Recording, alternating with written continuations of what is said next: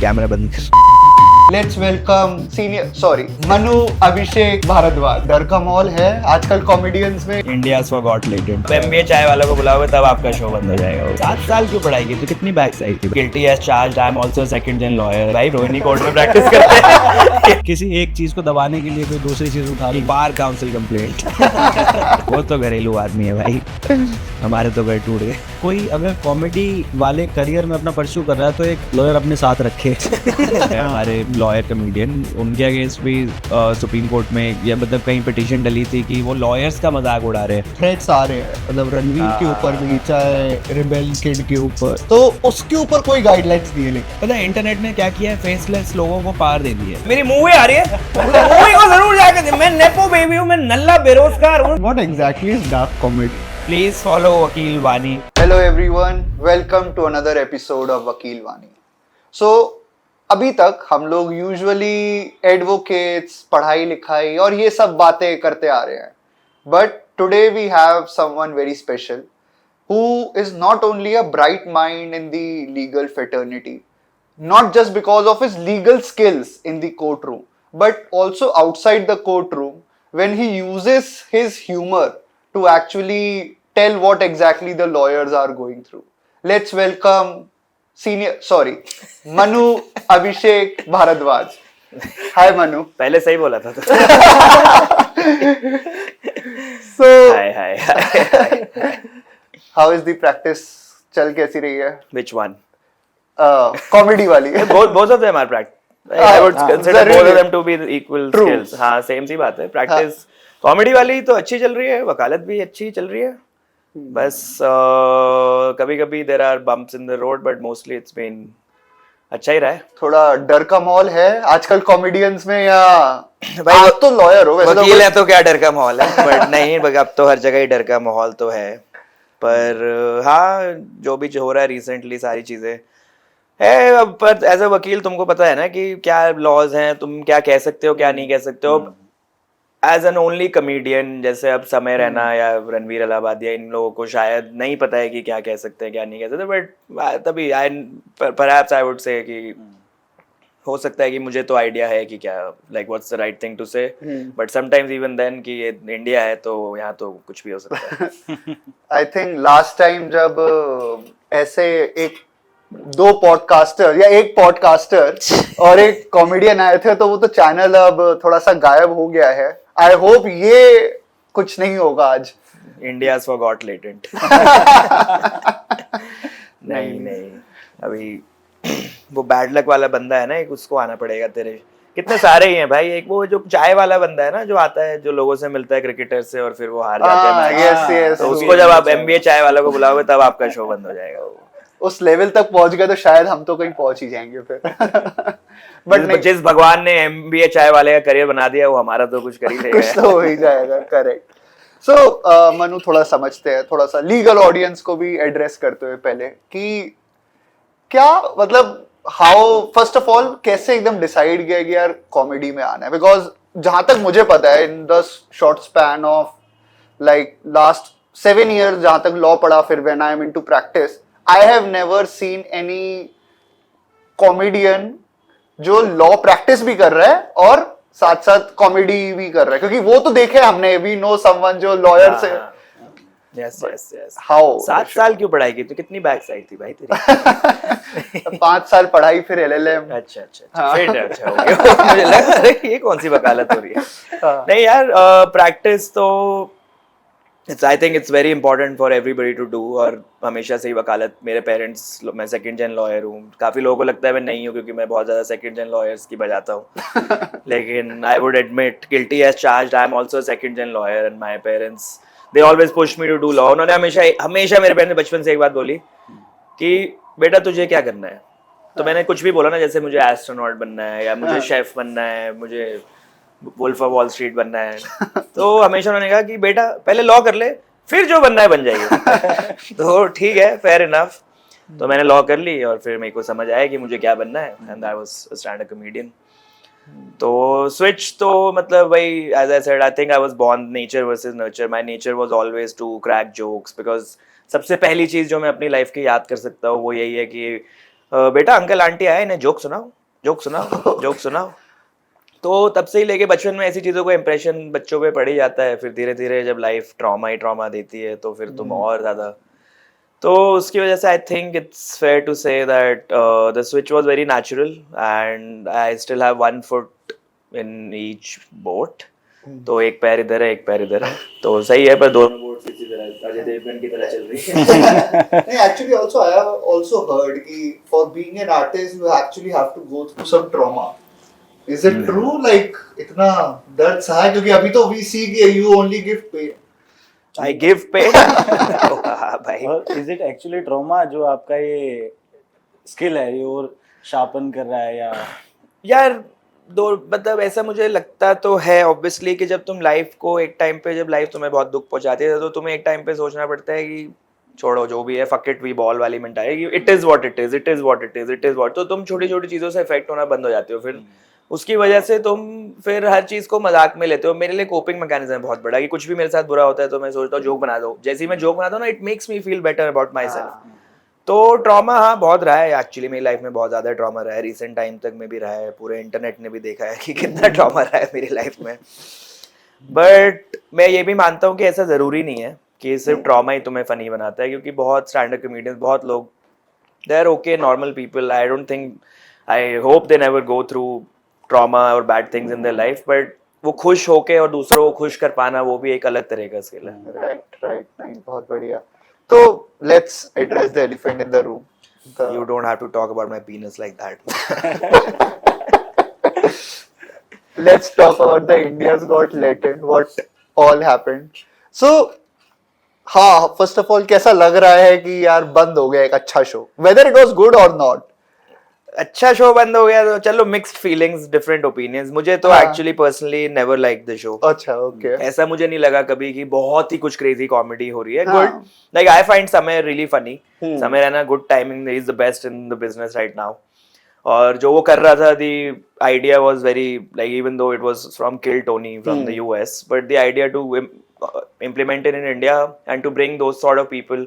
But एक time के बाद इट बिकेम लाइक कि it's like a licence for you कि आप कुछ भी कह सकते हो, कुछ भी कर सकते हो, कुछ भी बोल दो, बस कुछ भी बोल दो। और फिर ना कॉमेडी की क्वालिटी धीरे धीरे उसमें नीचे जाती है कि कुछ भी, हाँ ठीक है, बी जेन्युइन और कुछ भी कह दो, बट कभी कभी तो कोई एक एप्लीकेशन ऑफ माइंड जो लॉ में टर्म होता है वो तो होना ही चाहिए कि कुछ तो सोचो तो कुछ कहने से पहले। एक अनस्क्रिप्ट और डार्क ह्यूमर के नाम पे आप कुछ भी नहीं कर सकते। हाँ मतलब देखो, अब मैं आपको चलो बताता हूँ कि क्या हो रहा है, क्योंकि जब से इंटरनेट और ये सारी चीज़ों का बूम हुआ है तो हम बहुत इन्फ्लुएंस होते हैं अमेरिकन कल्चर और इन सारी चीज़ों से, which is okay, I have also been influenced by that, and ठीक है, पूरी दुनिया को एक सम सॉर्ट ऑफ यूनिटी की सब देख रहे हैं कि सब क्या कर रहे हैं, तो कुछ सीख रहे हैं, कुछ अच्छा लग रहा है। बट फिर प्रॉब्लम आती है कि तुम्हें अपनी सोसाइटी को भी समझना पड़ता है।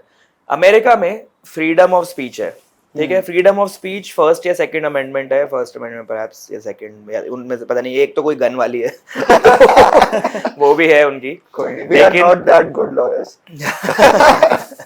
नहीं भाई, रोहिणी कोर्ट में प्रैक्टिस करते हैं तो he has to be that lawyer। तो गन लेके चलना जरूरी है, सेल्फ डिफेंस। नहीं भाई, मैं तो सेल्फ अटैक के लिए लेके चलता हूँ। नहीं, पर अब जैसे फ्रीडम ऑफ स्पीच है वहां पे, तो वहां पे क्लियरली स्टेटेड है that it's absolute freedom of speech, कि आप कुछ भी कह सकते हो and there will be no prosecution against you, that is what their freedom of speech means. तो अब जो वहां के स्टैंड अप कॉमेडियन है वो इस बैकिंग के साथ आते हैं, उनको पता है कि हम कुछ भी कह देंगे, क्या हो जाएगा, क्या हो जाएगा। तभी कुछ केस वगैरह एज सच ऑब्सिनिटी के वहां पे आप देखोगे कोई बहुत मेजर केसेस नहीं, और लोग क्या क्या नहीं, उनका प्रेसिडेंट क्या कहता है भाई, कोई कुछ ऐसी इम्यूनिटी उनके पास है। और इसी बात पे, क्योंकि America is considered to be the land of the free, land of, तो कुछ भी कह सकते हो आप, कुछ भी कह सकते हो। It's very wrong to call America the land of free. अब तो it's a very, but India में अब देखो, अब इंडिया में आप देख रहे हो कि अरे वाह, वहाँ का एक कमेडियन है एंथनी जेसल्निक है, कोई और कमेडियन है कि उसने ऐसा कहा तो मैं भी यहाँ पे डार्क कॉमेडी कर सकता हूँ, ठीक है, fair enough, gate ideas, I also get ideas है, यहाँ कह सकते हो आप। बट यहाँ पे जो अब हमारा फ्रीडम ऑफ स्पीच आता है ना, article 19, it comes with a very very important term which is reasonable restrictions, ठीक है। तो भाई अब रीजनेबल रिस्ट्रिक्शंस क्या होता है, अब उसका एक पूरी कोर्ट ने बहुत बार इंटरप्रेट करने का ट्राई किया, बहुत सारी उसकी डेफिनेशंस अलग अलग जजमेंट्स में है कि वही जो इंटेलिजिबल डिफरेंशिया और ये सारी चीज़ों से होता है कि there should be a nexus between the thing which is being said and there some reasonability to the exception, right. So now India में अब ये कॉमेडियंस वकील तो मोस्टली नहीं है ना, तो इनको तो नहीं पता क्या इंटेलिजिबल डिफरेंशिया क्या होता है.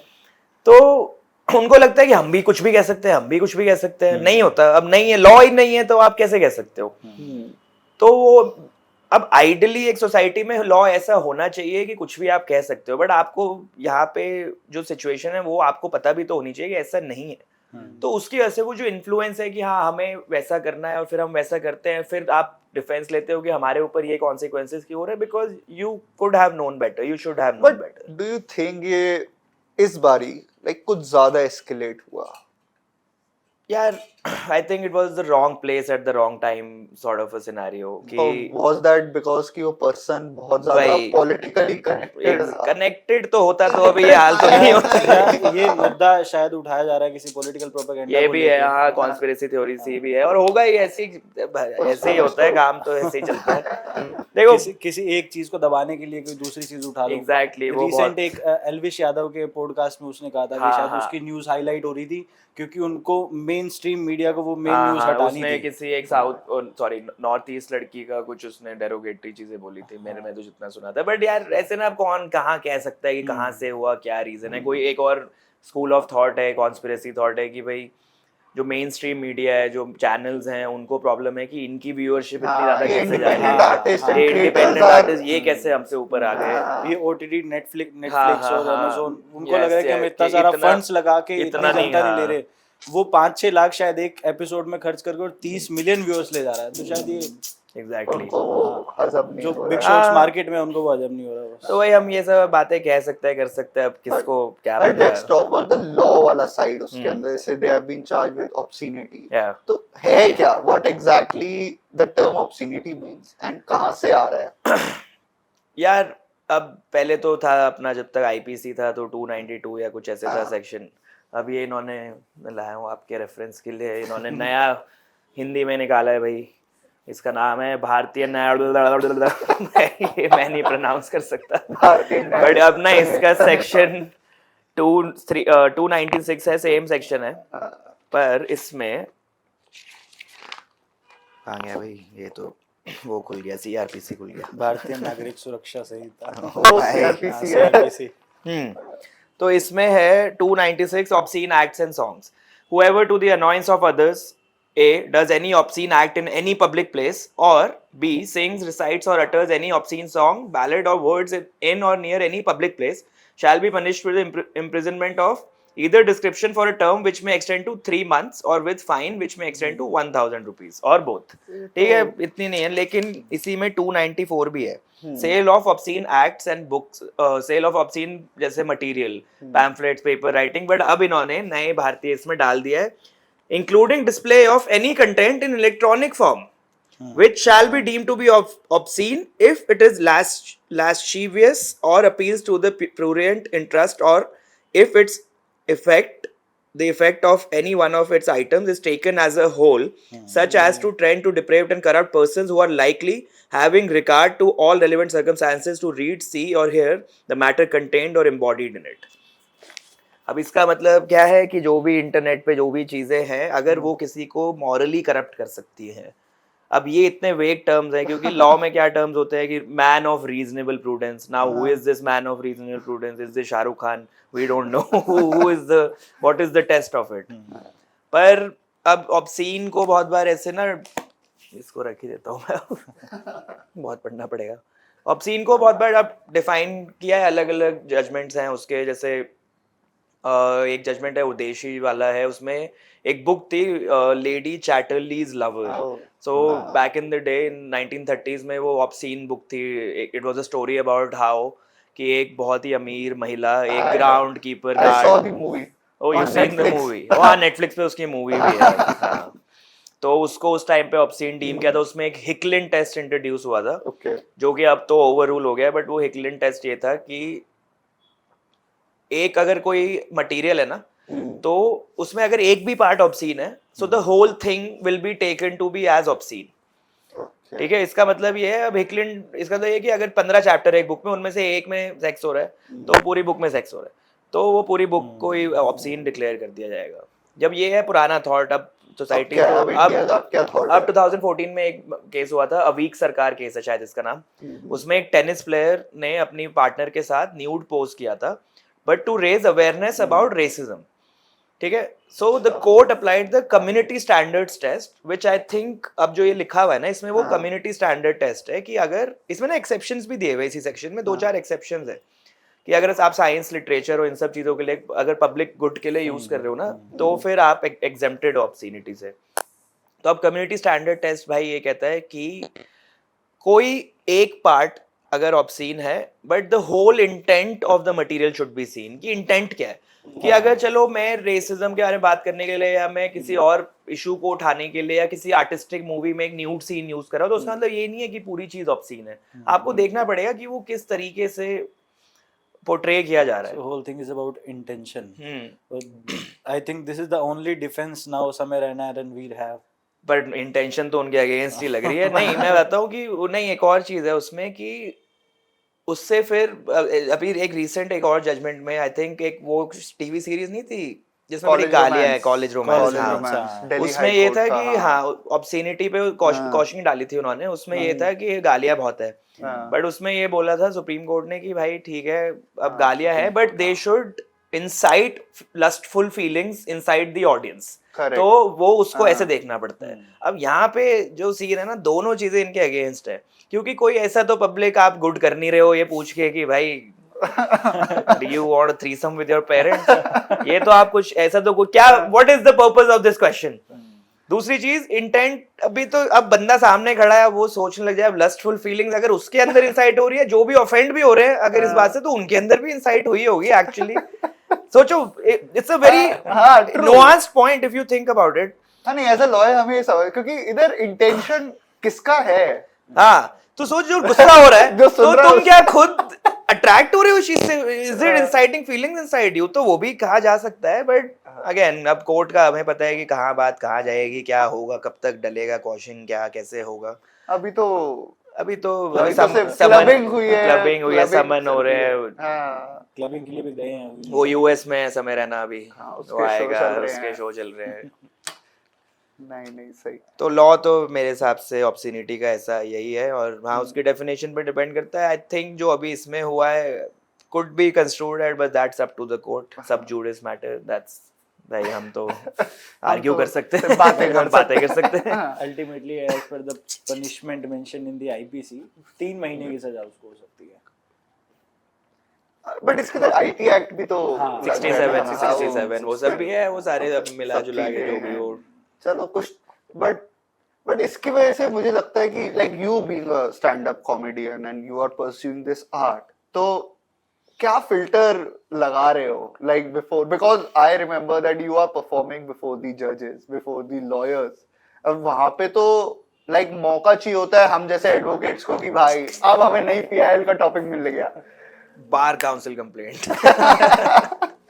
तो वो कैसे चल रहा है आजकल, मतलब यार फिल्टर्स तो reasonable restrictions, now in this scenario I am a man of reasonable prudence, but मेरा मानना ये है कि एक तो होता है वल्गैरिटी कि तुमने वर्ड्स यूज किए, like if you want to beep this आप बीप कर लेना, बट बेसिकली मैं तेरे को बोलूं that I will fuck you और फक योर डॉग, ठीक है, that's very vulgar, but I say like what a fucking dog man, पूरे आइडिया चेंज हो जाता है उस चीज का ना, उसका मतलब ये नहीं है मैं वो एक गाली को यूज कर रहा हूँ, but it's a catalyst in a sentence, it's not the main part. So अब मैं अपनी कॉमेडी कैसे करता हूँ कि मुझे लगता है कि हर चीज कहने का एक तरीका होता है, एक होता है पैरोडी और सटायर, जो मैंने हमेशा अडॉप्ट किया कि भाई चीज ऐसे बोलो कि जिसको तुम ऑफेंड कर रहे हो ना उसको समझ ही ना है। वो घर जाके भी सोच ले, पूरे टाइम जो करना है कर ले। आज तक लोग मेरे से पूछते रहते हैं कि हाँ तू इतना बेवकूफ है, तेरे को पता ही नहीं कि हाई कोर्ट ऑफ इंडिया कुछ होता ही नहीं है। मैंने हाँ जी यार सर, बिल्कुल सर। तो वो आप पे मजाक है ना, मैं कम से कम मैं घर जाके फिर हंसता हूँ कि भाई गुड, वो अब बंदा अपनी अच्छी नींद में सोता है कि हाँ देगा मैंने कॉमेडियन का मजाक उड़ा दिया।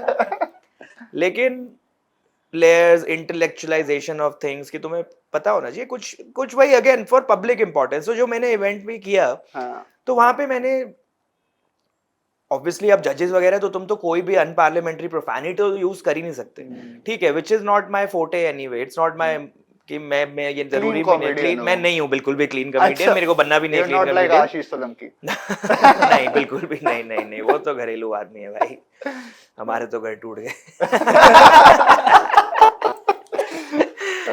तो भाई उसमें ये था, अब जजेस बैठे हुए, अब तुम्हें अब जो पूरी बात हो रही थी ना, I would say I am a punch up comedian कि एक तो होता है बहुत आसान है, अब पूरा इवेंट था BR Ambedkar Jayanti event, so I could go there and make fun of the apparent lower caste और schedule caste, I can go and say हाँ हो जो भी लोग मजाक उड़ा रहे होते मेजॉरिटी वाले, but obviously not, as a comedian it's my responsibility as a citizen also and as a lawyer also कि मैं ये मानता हूँ, मेरा स्कूल ऑफ थॉट यही रहेगा कि जो already who is the little guy, जिसका समाज मजाक ही उड़ाया जा रहा है, बहुत इजी टारगेट है, उसका मजाक उड़ाना तो आसान है, तो तुम पंच अप मजाक उनका उड़ाओ जिनको आदत नहीं है, जिनको नहीं सुनना पसंद है, मेजॉरिटी। और मुश्किल होता है वो भी, उसमें भी मैं भी किसी दिन फंसूंगा ही, मेजॉरिटी को ऑफेंड करना कोई बहुत, बट कम से कम वहां पे जाके मैंने जो भी बोला उनको भी, जजेस वगैरह सबको भी, Kunal is I think is really good actually। मेरे को पहले मैं I worked with him on a project before that, I did not, मतलब मेरे को ठीक लगता था, बट उसके बाद से मैंने this guy he's one of my idols now, he's got the substance and the ideology also।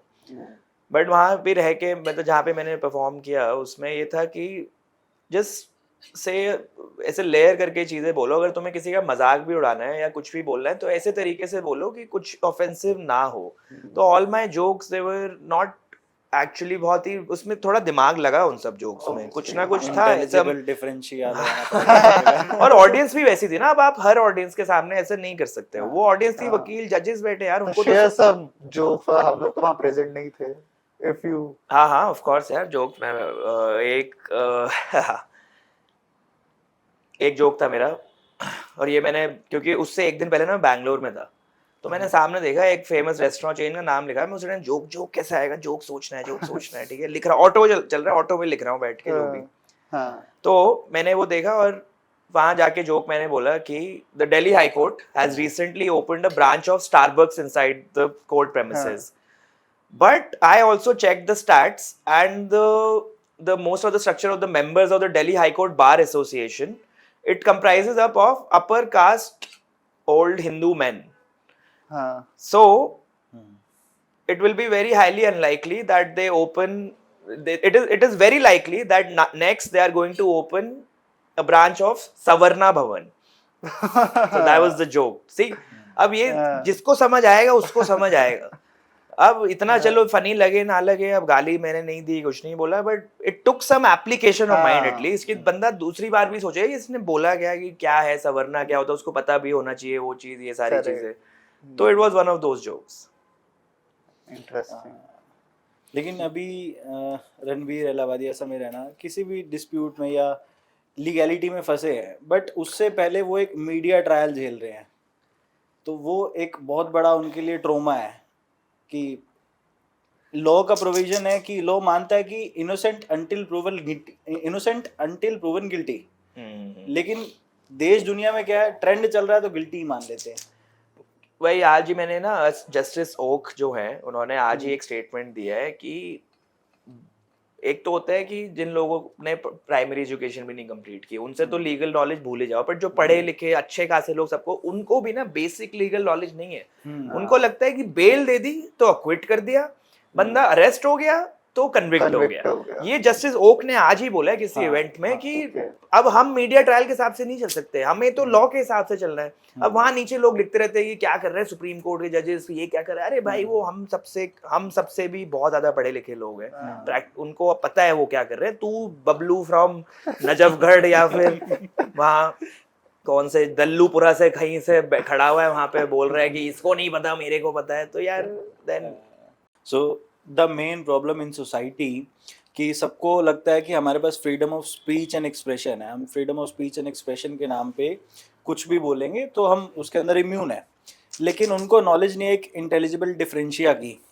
तो या तो ये इंटेलिजिबल डिफरेंशिया या एप्रोप्रिएट नॉलेज मतलब एजुकेशन सिस्टम में डालें, या फिर कोई अगर कॉमेडी वाले करियर में अपना परस्यू कर रहा है तो एक लॉयर अपने साथ रखे अपनी भी थोड़ी प्रमोशन करे।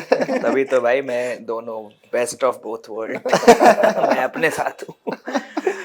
नहीं सही बात है आप कह रहे हो। मेरे को लगता है कि एक बेसिक लीगल नॉलेज ना सब में होनी चाहिए, और आई थिंक स्कूल वगैरह में अब जैसे तो अब ऑप्शनल ह्यूमैनिटीज का कोर्स है legal studies, but I think primary में भी पढ़ाया जा सकता है मे बी, अगर लगता है। अब I don't know, I am not the best जज ऑफ दैट, बट हर इंसान को ना लॉ का थोड़ा सा ना अंडरस्टैंडिंग होनी चाहिए, क्योंकि आप सोसाइटी समाज हर चीज सिस्टम को ना ठीक से समझ पाते हो उसके बाद।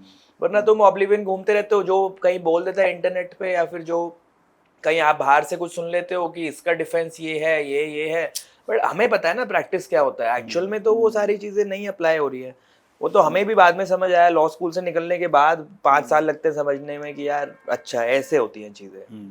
तो Manu, when you were doing your this stand-up comedy पिछले last 3-4 years, have you faced any kind of hatred और any event मतलब कि लगा कि यार ये सब नहीं करना मुझे, खासकर वकीलों के अराउंड? तो आज सुबह ही मैसेज आया है किसी का कि भाई बार काउंसिल की कंप्लेंट करना चाहते हैं वो मेरे अगेंस्ट। रात को 3 बजे उनका मैसेज आया है ग्रुप पे, और 5 बजे भूकंप आ गया भाई। सच में उसके मैसेज के नीचे मेरे को जो स्क्रीनशॉट आया ना, किसी ने उन्होंने वो मैसेज लिखा कि मेरे को इनके अगेंस्ट कंप्लेंट करनी है, ये रोस्ट करते हैं, बुली करते हैं, ये करते हैं। और उसके नीचे लिखा हुआ है guys earthquake, is everybody safe? So why are you roasting innocent souls? They are not very innocent souls. अब क्लेम सबको यही करना होता है, पर इंटरनेट पे ना यही होता है, आप पहले लोग गाली देते हैं, फिर जब वो they cannot take it back, and मैं कभी किसी को ऐसे अब्यूज करने की ट्राई नहीं करता हूँ। मैं यही जो भी उनकी इनसिक्योरिटी पे हिट करता हूँ, ठीक है भाई, अब आपको बुरा लग रहा है तो आपको भी कोई राइट नहीं है ना दूसरे को बोलने का। बट एनीवे ये तो बहुत ही स्मॉल स्केल पे है। लार्ज स्केल पे भी कभी 1-2 बार मैंने थोड़ा सा एक्सपीरियंस किया है कि जैसे कोर्ट वगैरह में भी कभी कभी लोग आके बोल देते हैं कि आपको ये नहीं कहना चाहिए, वो नहीं कहना चाहिए। और कभी मैंने सुना कंटेम्प्ट की भी कुछ तैयारी हो रही थी, लेकिन नेवर आई ट्राई टू, मतलब मेरे को नहीं लगता कि मैं ऐसी कोई चीज़ कहता हूँ। Obviously it sounds, it's not crass और vulgar, it sounds bold, may be stupid sometimes, but ठीक है। अब जब अगर कोई ऐसी चीज़ आती है तो you can never predict it, तो आई होप किसी को मेरी बातों का इतना ज़्यादा बुरा ना लगे। बट एक मैंने देखा है लाइव शोज करते हैं, जैसे हम स्टैंड एक बार एक बंदे ने आके थप्पड़ बजाते थे किसी को, पता है मैं नहीं वो बंदे ने नहीं मारा था मेरे को। Talking about the wrong video bro. नहीं, एक बार एक था, कोई ओनर था वेन्यू का या कुछ कमेडियन था, पता नहीं क्या था। आई टेल यू किस बात पे। तो उन्होंने कुछ ऐसे बोल दिया, कुछ बात कर रहे थे वही क्राउड वर्क कि आप कहाँ से हो। तो उन्होंने बोला मैं नजफगढ़ से हूँ। तो उन्होंने बोला कि अच्छा, नजफगढ़ तो दिल्ली के बिहारी होते हैं। तो इस बात पे भाई वो भाई जी खड़े हुए, उन्होंने कहा तू नजफगढ़ वाले को बिहारी बोलेगा? तब ना बताऊं। बुद्धा मार दो। तो भाई थोड़ा ये सब हो गया था। फिर उसके बाद मतलब होता है, जैसे मैंने सुना है कमेडियन के सर पे गन रख दी थी एक लड़की ने एक बार। चीजें तो होती ही है। एक बहुत अच्छा कमेडियन है, वो फेमस हो रहा है अभी। वो एक जगह शो करने गया था, तो वहाँ पे कोई IAS IPS officer type lady आई हुई थी, और वो सिर्फ वहाँ पे माँ बहन की गालियाँ दे रहा था, कुछ भी बोल रहा था वो कुछ भी। तो उन्होंने फिर FIR करवा दी उसके अगेंस्ट। बहुत होता है यार। पिछले साल अनुभव सिंह बस्सी जो है हमारे लॉयर कमेडियन, उनके अगेंस्ट भी सुप्रीम कोर्ट में या मतलब कहीं पिटीशन डली थी कि वो लॉयर्स का मजाक उड़ा रहे हैं, बट इवेंचुअली क्वॉश हो गया था, क्योंकि now you have a proper legal precedent है। हाँ, एग्जैक्टली मैं तो अनुभव सिंह बच्चे की बात हुई, वो लॉयर थे और फिर टर्न्ड इनटू कॉमेडियन, उन्होंने फुल टाइम कॉमेडी ज्वाइन कर ली। So what is your plan? Full time comedy? हाँ यार, definitely full time comedy. I love law, I love to be inside the courts, I love my fellow fraternity members, but वही थोड़ा personal choice है कि मेरे को लगता है कि कभी मौका मिलेगा ठीक से और भी करने का, बढ़ने का आगे, तो मैं आई वुड एंटरटेनमेंट इंडस्ट्री कोई ऐसी जाए, क्योंकि मेरे को लगता है कि यहाँ पे मैं इतना ना जैसे it's a noble profession, right? That's what we say about law, and I'm That's not a what we very, say. I'm not a very noble man. So, तो हाँ यही है प्लान, तो अभी देखते हैं अब जैसे जहाँ लाइफ लेके जाएगी. तो अब जैसे अब आफ्टर दिस लेटेंट एपिसोड पूरा का पूरा मतलब देयर आर टॉक्स की गाइडलाइंस आनी चाहिए, पार्लियामेंट्री कमेटी बिठा दी है प्रॉपर, तो बट ऑलरेडी व्हेन ऐसा हुआ तो डू यू थिंक कि यूट्यूब को भी थोड़ा सा ध्यान देना चाहिए था या फिर बस व्यूअरशिप ही ध्यान दे, लाइक इंटरमीडियरीज की इधर क्या ड्यूटी? इंटरमीडियरीज की तो पहली बात तो कि ऐसा जो लेटेंट का जो भी हुआ YouTube अब करता है ऑब्वियसली, वही ना, एक तो यही बात हो गई, ये कॉन्स्पिरेसी की तरह ही हो गया, फिर से पार्लियामेंट्री कमेटी बिठा दी, एक्ट आ गया, ये आ गया, तो फिर तुम्हें लगता है कि उनको कुछ चाहिए ही था, स्केपगोट बनाना था, एक मौका चाहिए था, उन्होंने कर लिया, वो करेंगे आगे. आई थिंक जितना मैंने अपने लॉ स्कूल में इंटरमीडिएट लाइब्रेरी के law school and library go hand in hand, but you can't. Intermediate liability के बारे में जितना पढ़ा था, तो एक कोई it's an international treaty also, something millennium act, अगर उसमें ये होता है कि नहीं होती है इंटरमीडिएट लाइबिलिटी, क्योंकि ये बाकी जिसका कंटेंट है वो दे कैन, अगर कंप्लेंट आती है तो they can remove it and they can do all of that. इधर भी शायद से YouTube ने ही ये वाला एपिसोड हटाया था. वो तो सेंट्रल गवर्नमेंट की इंटरवेंशन हुई. हाँ, intervention हुई तो एक पर्टिकुलर एपिसोड करेक्ट, कंप्लेंट आई तो फिर YouTube ने कंप्लेंट पे, हाँ, डिजिटल मिलेनियम एक्ट 1999 या कुछ ऐसे वो कहते हैं, इसमें होता है. जितना मुझे याद है कि मैंने ना मास्टर्स भी इसी में पढ़ा था, मैंने एंटरटेनमेंट लॉ में ही मेरी मास्टर्स थी. बट YouTube अपने एंड पे भी कुछ प्रिकॉशंस लेके चलता है. जब आप वीडियो अपलोड करते हो तो वो पूछता है कि whether is it makeup for kids और तो but not made up for kids. But वो ये जो तो सब्सक्राइबर वाली नहीं ये, बट हाँ, और सब्सक्रिप्शन मेंबर्स के लिए था. ये वाली वीडियो तो मेंबर्स के लिए थी. हाँ, तो उनका बेस्ट डिफेंस, पहले हम डिफेंस की बात करें तो आई थिंक एक डिफेंस ये भी तो हो सकता है कि हमने पब्लिक प्लेस लिखा हुआ है वहाँ पे, पब्लिक प्लेस, बट अगेन अब था तो पब्लिक प्लेस, बट वो जब वो एक्चुअली वो जो उसमें से कंटेंट कट के जो वायरल हुआ ना, वहां पे दे गॉट. लोग ना डिफेंस ये भी लेते हैं कि तेरे को नहीं देखना तो तू मत देख, ये डिफेंस है ना ये. बट क्या इंस्टाग्राम एल्गोरिदम आपको बख्शता है? मेरे को नहीं देखना लेटेंट, मैं वो करता रहता था, अनलाइक करके वो रिमूव कर देता था लेटेंट की वीडियो, नॉट इंटरेस्टेड. फिर भी अगर मेरे एल्गो में आ रही है तो ये तो मेरी गलती भी नहीं है ना. तो और जहां तक लाइबिलिटी, अब इसमें इंस्टाग्राम की भी लाइबिलिटी है, इंस्टाग्राम के थ्रू ही वो ट्विटर की भी बनती है, फिर फेसबुक की भी बनती है, जहां जा रहे सबको पकड़ो, और अल्टीमेटली जकरबर्ग को ही पकड़ो सीधा. फिर जकरबर्ग फोन करेगा ट्रम्प को, फिर मोदी जी को पकड़ेंगे वो आगे.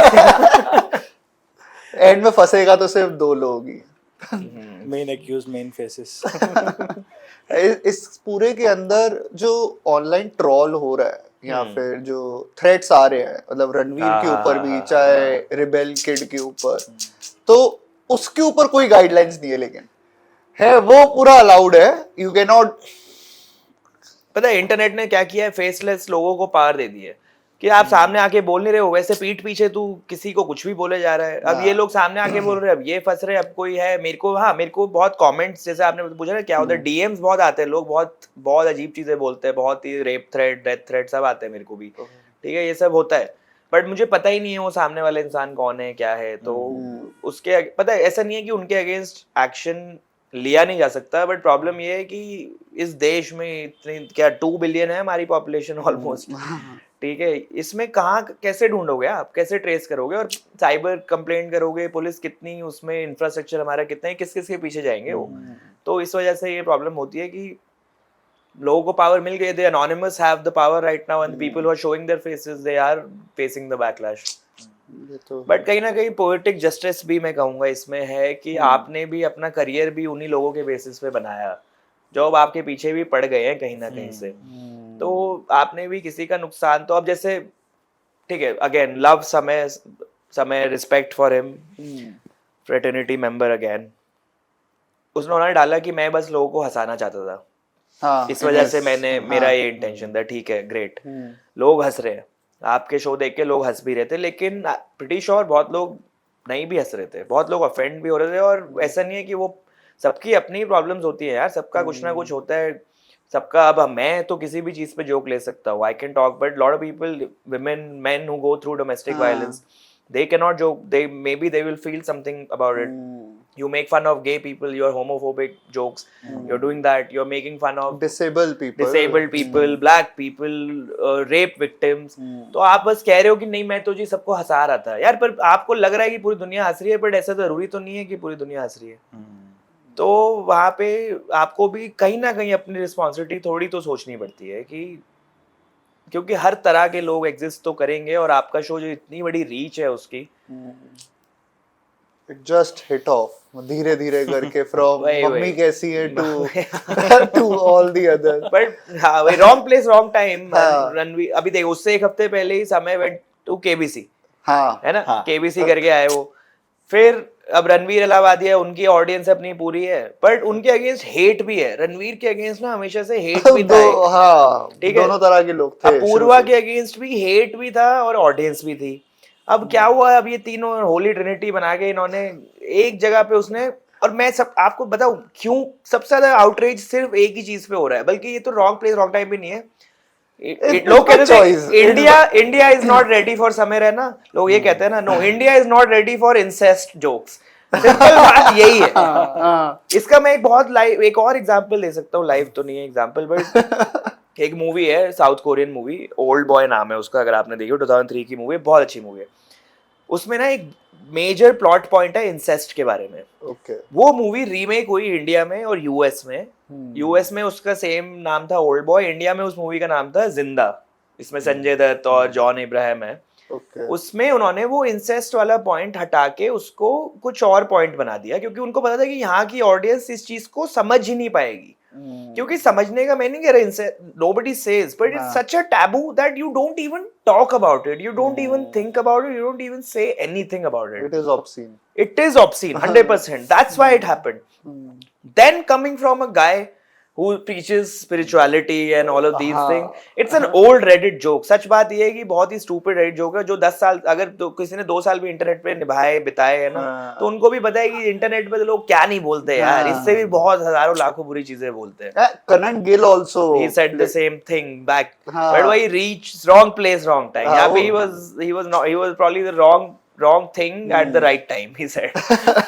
But I guess here Samay had an opportunity because he edits the show. That's what he claims. हाँ, obviously he edits the show. तो opportunity क्या थी उसको, सब अगर समय को तो नहीं समझना था वो चीज की, वही वो उसने, अगर उसको पता भी हो जानबूझ के करता वो, because he was pushing the limit, he wanted to push the limits. उसको वो चीज रीच दे रही थी. रीच था, बट हाँ वो एक एक्सटेंट तक वो इतना अच्छा ले गया था, बट वो लिमिट अब आ गई. समय का समय खराब चल रहा था.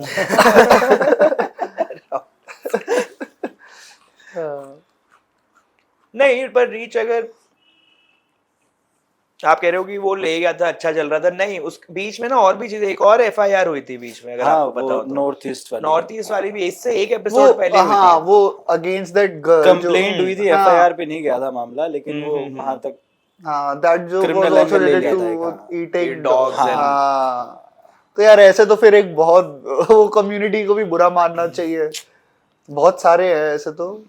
भाई जब इतनी कोई चीज एक बबल की तरह होता है, इतना तो कभी ना कभी तो उसको फटना ही होता है. Plus people were waiting. ये भी है कि they were waiting कि हाँ एक अब तो कुछ एक ऐसा कुछ हो जाएगा, और then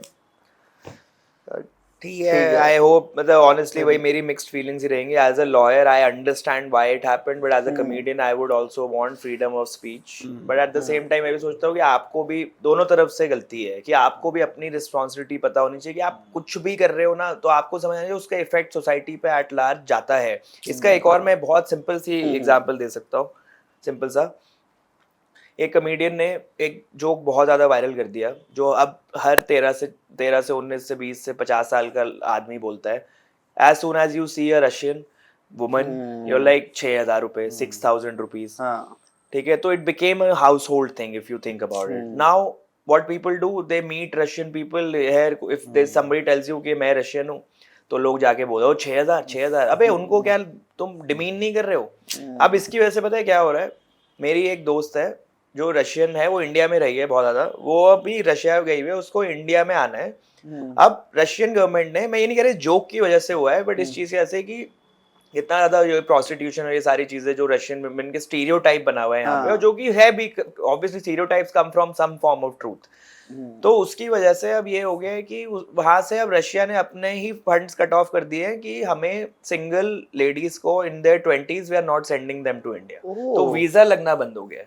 अरे ओह तो तू सोच कि समाज पे कहीं ना कहीं छोटा, कहीं ना कहीं, क्योंकि यहाँ पे सब लोग और कैसे हरास भी तो कर रहे हैं ना, वीडियोस भी आई है, आप देखोगे कि कहीं भी गोवा में जाके रशियन हो, अरे रशियन जयपुर में, इवन इन जयपुर में तो इंसिडेंट्स हुए थे ना। That's harassment straight up and you think ha it's funny. तो मैं तो I was trying to make people laugh, या you were trying to make people laugh, but there is some woman crying now. True. But अब अगर even if the government comes up with some legal guidelines की जैसे OTT को, फिर तो ऐसे तो ओटीटी के ऊपर भी तो गाइडलाइंस आनी चाहिए, बट द होल पर्पस की why from mainstream cinema और TV the people have turn into OTT is that there is no filter on OTT. नहीं, आई थिंक उसमें आया है गाइडलाइंस, ब्रॉडकास्टिंग जो वो एक रूल्स वगैरह, हाँ they are trying, it is still the bill I guess. Bill अभी पास होना है, वो बिल भी नहीं हुआ। पर जैसे तांडव सीरीज आई थी उसमें केस वेस बहुत हो गए थे, ये सब भी था। तांडव वो पॉलिटिकल ना, वो उसके अंदर कुछ पॉलिटिकल चीजें थी अगेंस्ट द गवर्नमेंट। बट पता है all of these things they tell you the political atmosphere of this country कि कहीं ना कहीं आपकी आवाज तो बंद करी जा रही है। अब आप कैसे समझो, आपको लग रहा है कि नहीं करी जा रही है, बट आप भी उसका हिस्सा हो। ऐसे नहीं पॉलिटिशियंस कर रहे हैं, आप भी बढ़ चढ़ के कर रहे हो वो चीज, जिस चीज का पिछले 10 साल से लोग कह रहे हैं कि ऐसा हो सकता है। Maybe it's a sign of that also कि क्योंकि अभी तक अलग स्फेयर्स में हो रहा था, अभी तक हो रहा था मोस्टली कि न्यूज में या फिर ऐसे नहीं बोलना, पार्लियामेंट में ऐसे नहीं बोलना, बट अब इसको ना तो सब हर तरीके से बोल रहे हैं सर। इसको अब पर्सनल उस पे ले आए हैं कि नहीं, अब आप ये सुन भी नहीं सकते। शायद अभी मार्केट जो है अटेंशन की तरफ जा रही है, तो मिनिस्टर एमपी अपने आप को हाईलाइट करने के लिए वो अटेंशन ले रहे हैं इन जैसी चीजों का यूज करके। शायद ये चीजें मजाक की बात मजाक में निकल जाएं, बट वो अपने ऊपर अटेंशन लाएं, इसलिए यूज करके इसको डिफरेंट तरीके से मार्केट में पोर्ट्रे हो रहा है, तो उसका भी शायद गलत इम्पैक्ट आ रहा है। वो कई बाबा कह रहे हैं कि मार दो, जान से मार दो इनको, असैसिनेट कर दो, खत्म। Said those things. वो ठीक है कहना, वो legal. One of the persons who played one of the characters in Ramayana, if I am not wrong, Mahabharat, sorry, तो उन्होंने बोला ना कि मुझे तो अगर कहीं पे मिल गया रणवीर, मैं तो उसे, तो वो अलाउड है भाई, ये कहना नहीं है अलाउड। वो डेथ थ्रेट्स भी तो इसके अंडर कवर होते हैं। हाँ, तो वो सब चीजें हो जाती है, but let's see now what the supreme court says. I hope like justice prevails. हाँ, it will be again a good precedent for you. Thank you. Actually, I'm grateful to Samay and Ranveer for paving a way for a low timer, small timer like me. And I think good for Raj Shamani as well. And Kusha Kapila as well. Yes, these two people. हाँ, मतलब उधर भी तो पूरा sensor कर ही दिया था ना आफ्टर ऑल। जी, आशीष को पता था, उसको पता था। हाँ, आशीष को तो फिर उसने तो एक पूरे कैरेक्टर को भी तो सेंसर किया ही था। हाँ, कुछ हुआ था ना क्या? अश्नीर ग्रोवर तो पूरा, तो भी वो पूरा का पूरा सेंसर किया था। ठीक है, वो समय ना शो ही था ना कि सेंसर नहीं रखना है कुछ भी, अनफिल्टर्ड, अनस्क्रिप्टेड, उसी थीम में था वो।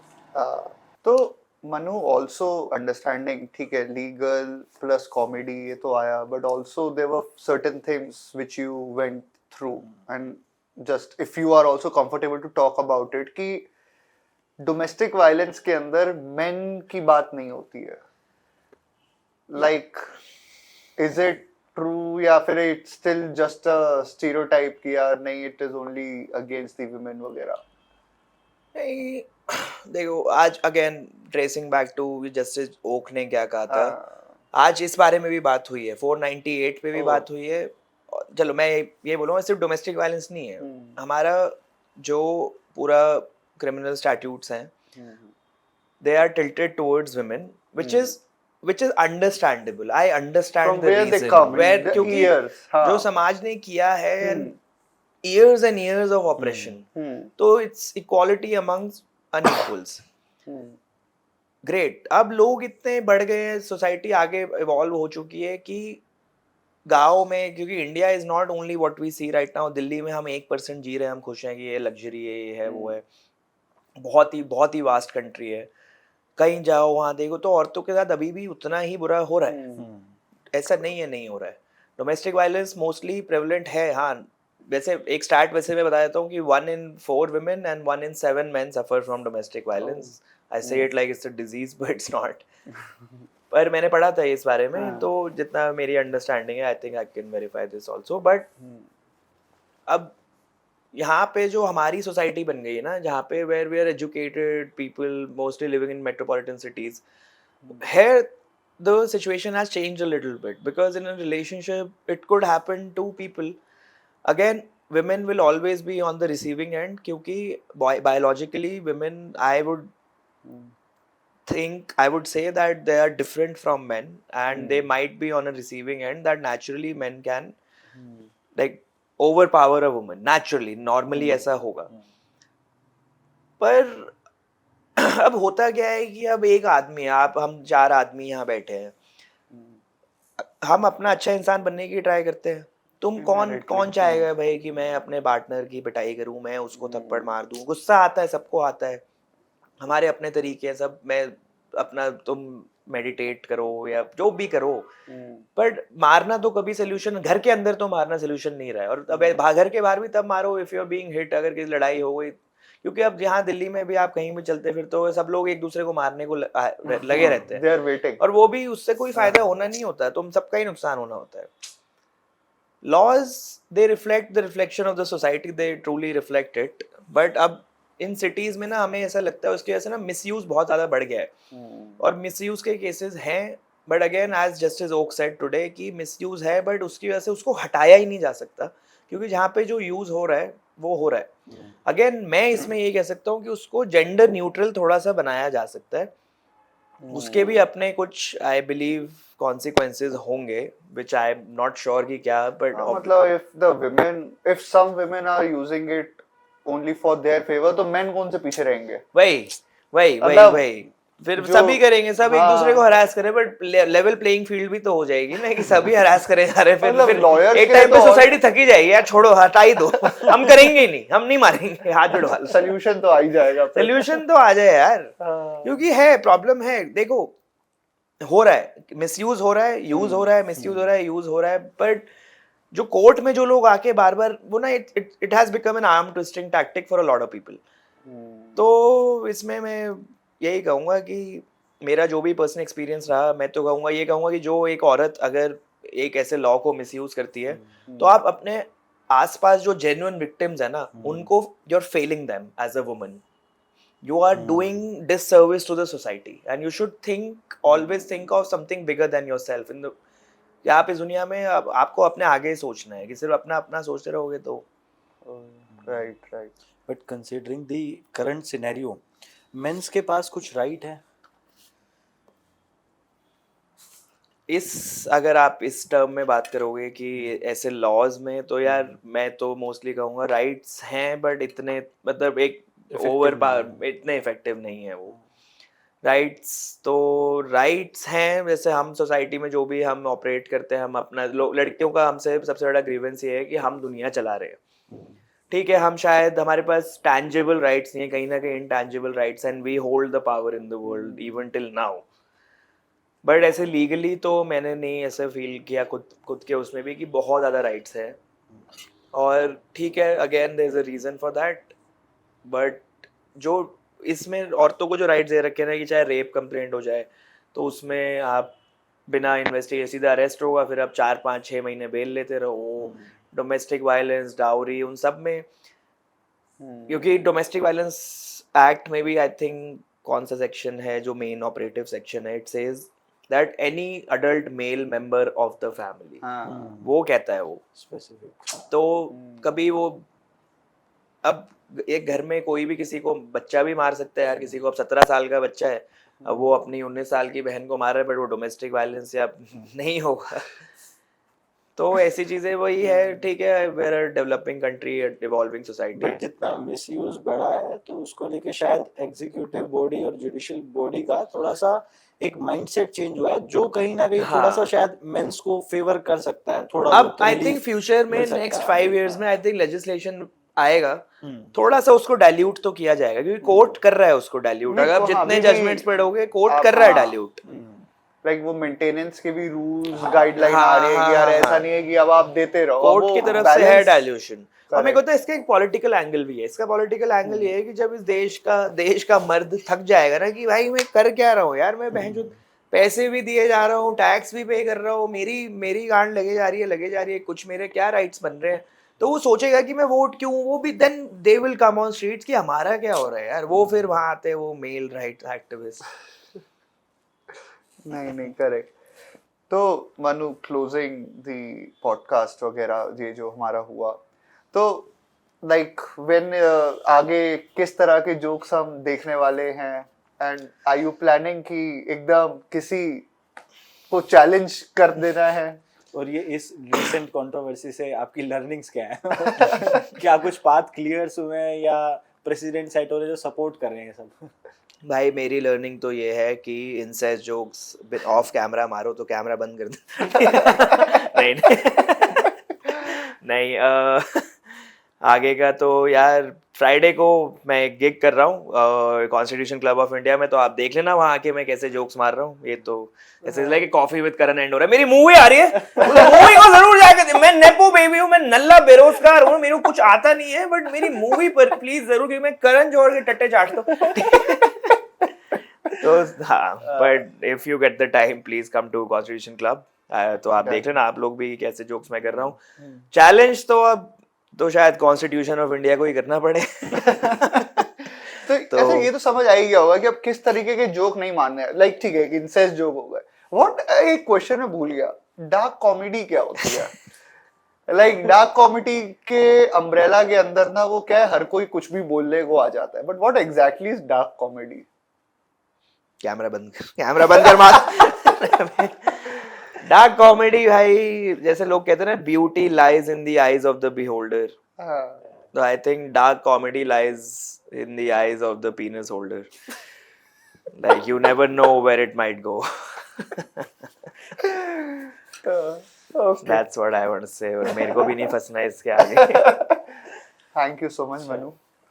Like ending it on a normal note. Thank you for your time. वो एडिटिंग तो आपने ही करनी है। वो सब हो जाएगा, थैंक यू। या हम सभी मिस्टेक नहीं करेंगे। हाँ, वो प्लीज फॉलो वकील लेन, वकील वानी। Cut. Do it again. Please follow Vakil Vani for more dark comedy and darker legal updates. Thank you. Thank you so much.